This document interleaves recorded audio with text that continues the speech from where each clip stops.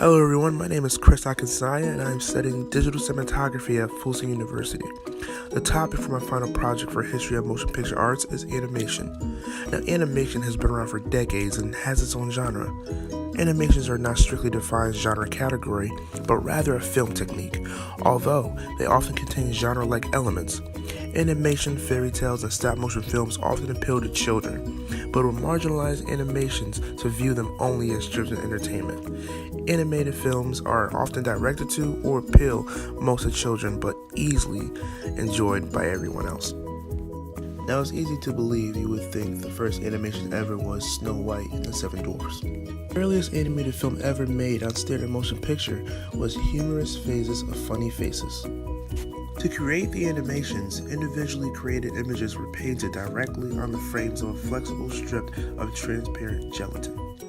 It wasn't until the 1930s when everything in the animated era was changed by one man, Mr. Walt Disney. Walt Disney was a master of animated films. He even created his own camera using old car parts from a Chevrolet to help build the camera, which also helped improve the genre. It's called the multiplane camera. Now, the multiplane camera is used to. Actually, it's better if we have the man who created history do it himself. Walt, you mind? Now, this is a different kind of drawing. It also came out of our school of self-improvement here at the studio. It is the blueprint of a piece of equipment designed to make cartoons more realistic and enjoyable. This is the plan for a super cartoon camera. We call it the multiplane camera.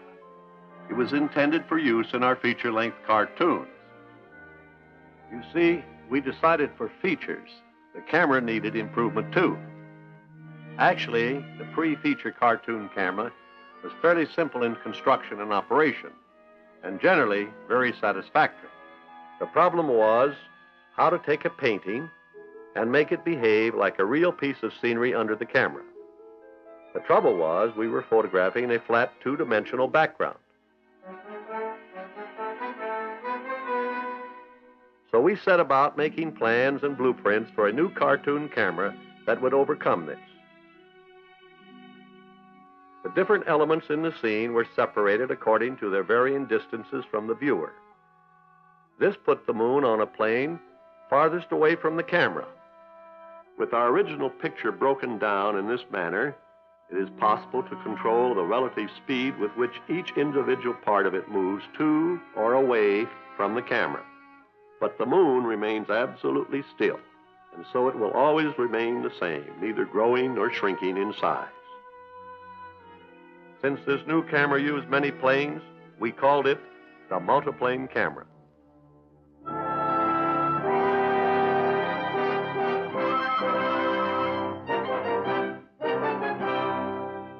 And here now is our same moonlight scene, the way the multiplane camera sees it.